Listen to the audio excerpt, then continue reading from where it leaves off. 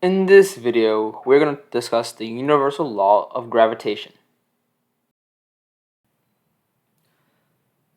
So in the late 17th century, Isaac Newton discovered the universal law of gravitation, which says that there is a force that attracts one object to another, and the value of that force is equal to the gravitational constant times the mass of the first object times the mass of the second object, all divided by the distance between two objects squared. So when we discuss the force of gravity on Earth, we multiply the gravitational constant to the mass of the Earth times the mass of the second object, let's say a box, all divided by the distance from the center of the Earth to the center of the box squared.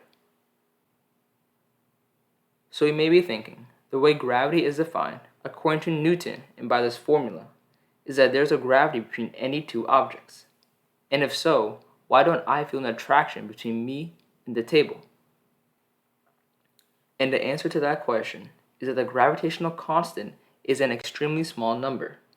And actually, it is roughly equal to 6.673 times 10 to the power of negative 11 newtons meters squared times kilograms to the power of negative 2.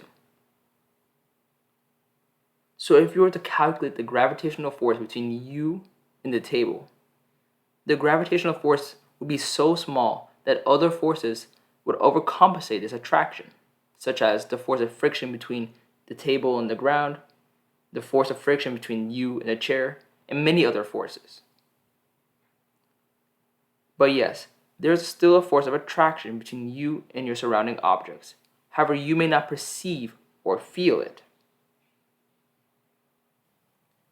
And when we start talking about larger objects like the mass of the Earth, the force of gravitational attraction becomes very noticeable. And if we were to plug in the mass of the Earth into this equation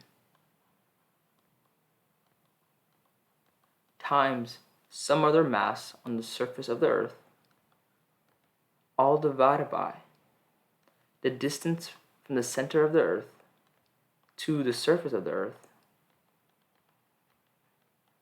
squared. This part of the equation can be simplified to little g times the mass of the second object.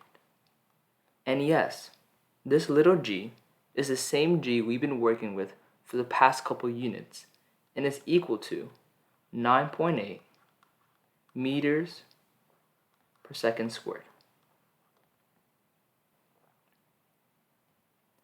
So for simplicity, if we had an object that is close to the surface of the Earth, then we can say that the force of gravity that the Earth is pulling on the object is equal to the gravity, our little g, times the mass of the object that we are observing.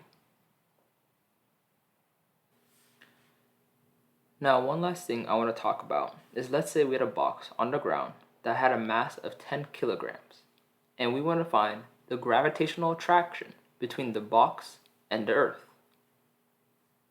Well, we would just use the formula F equals our mass times our gravity.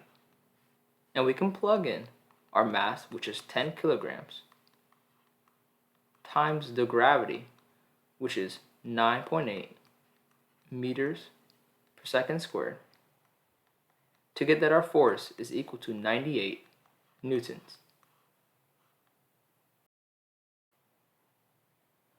Now my question to you is whether the box is pulling on our Earth with a greater or smaller force. And you might think, well, the box is significantly smaller, so it would be pulling on our Earth with a lesser force. But that is not the case. Let's say we were on a building and dropped the same box. We would observe the box accelerating down to the ground. And it does not seem that the Earth is accelerating upward to the box. but it is actually. And the way to think about it is that the Earth and the box are going to be pulling to each other with the same gravitational force. Remembering Newton's second law of motion, which said that the force is equal to the mass of an object times its acceleration, and if we know that the force of attraction between the box and the Earth is 98 newtons, and knowing the mass of the box, which is 10 kilograms, we can solve for the box's acceleration.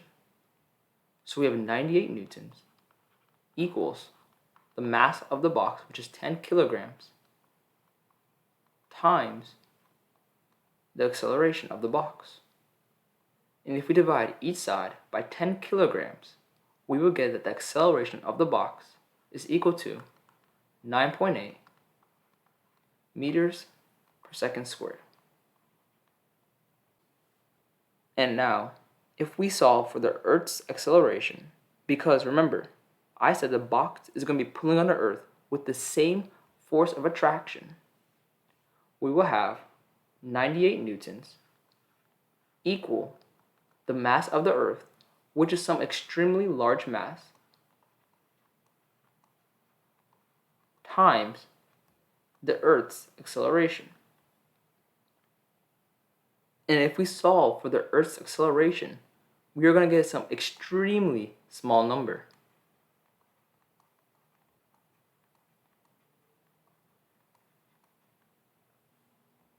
Hence, this is the reason why we do not perceive the Earth accelerating to the box, because this acceleration is an extremely small number.